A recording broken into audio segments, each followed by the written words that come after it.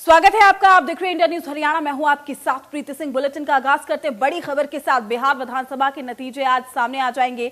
कुछ देर में शुरू होगी वोटों की गिनती और कड़ी सुरक्षा के बीच में मतगणना की जाएगी। 3,733 प्रत्याशियों की किस्मत का फैसला हो जाएगा।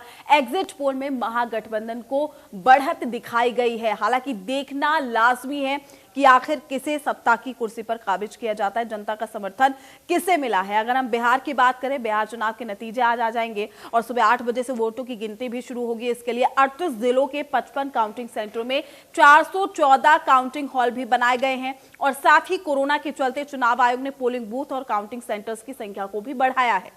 यानी कि रुझान और नतीजे आने में हर बार की तुलना में ज्यादा समय भी लग सकता है, चूंकि इस बार सभी की निगाहें टिकी हुई है।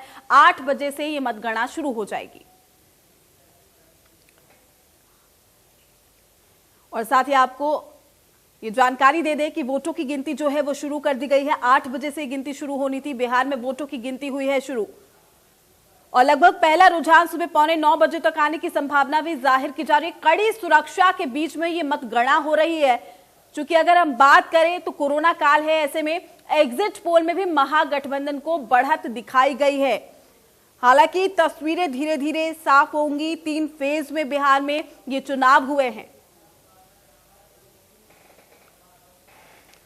वहीं बड़ौदा उपचुनाव का भी आज नतीजा आएगा और साथ ही सुरक्षा के मद्देनजर मतगणना शुरू कर दी गई है। 14 प्रत्याशियों की किस्मत का फैसला हो जाएगा और बीजेपी और कांग्रेस के बीच में कड़ी टक्कर है। इनेलो ने भी जीत का दावा किया है। मोहना के बिट्स कॉलेज में ये मतगणना है और साथ ही मतगणना के लिए 14 टेबल बनाई गई है। सभी जगह सीसीटीवी कैमरे लगे हुए हैं। मतगणना सेंटर के बाहर एलईडी से देख सकेंगे परिणाम और साथ ही आईआरबी की तैनाती जो है वो भी कर दी गई है। गोहाना रोड पर लगाए गए हैं 11 नाके।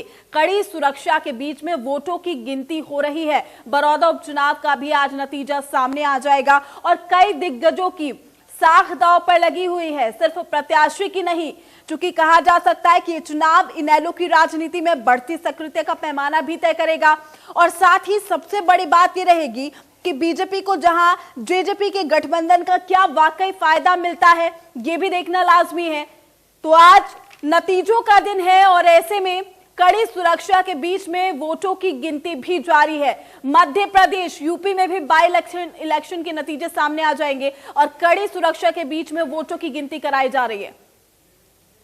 तो बड़ी जानकारी से हम आपको रूबरू करा रहे हैं। जहां बड़ौदा उपचुनाव की अगर हम बात करें तो यहां पर भी योगेश्वर दत्त जो बीजेपी की तरफ से है, इंदु नरवाल जो कांग्रेस की ओर से और इनेलो के प्रत्याशी जोगिंदर मलिक कि किस्मत आज दांव पर है। देखना लाजमी कि जनता का समर्थन किसे मिला है। वहीं एमपी यूपी में भी उपचुनाव के नतीजे आएंगे, जिसको लेकर कड़ी सुरक्षा के बीच में वोटों की गिनती शुरू कर दी गई है।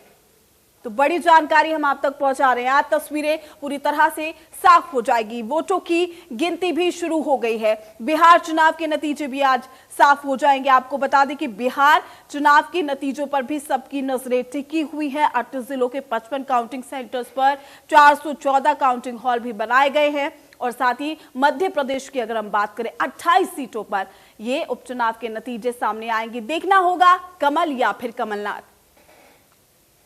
तो बड़ी जानकारी से हम आपको रूबरू करा रहे हैं।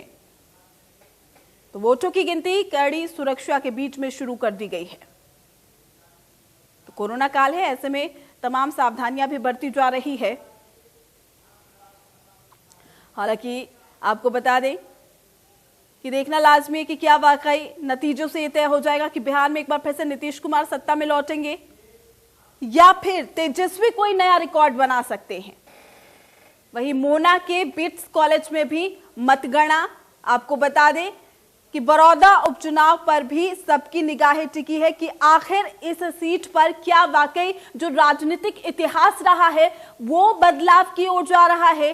क्योंकि कहीं ना कहीं लगातार कांग्रेस पार्टी सीट को जीतती हुई आई है, लेकिन अब बीजेपी भी दांव खेल रही थी। बीजेपी का सीधे तौर पर कहना है कि इस बार जनता का साथ विकास की ओर है और बीजेपी जेजेपी का गठबंधन इस बार जीतेगा। लेकिन तस्वीरें अभी भी धुंधली है। मतगणना शुरू कर दी गई है। 14 टेबल बनाए गए हैं। सभी जगह सीसीटीवी कैमरे लगे हुए हैं।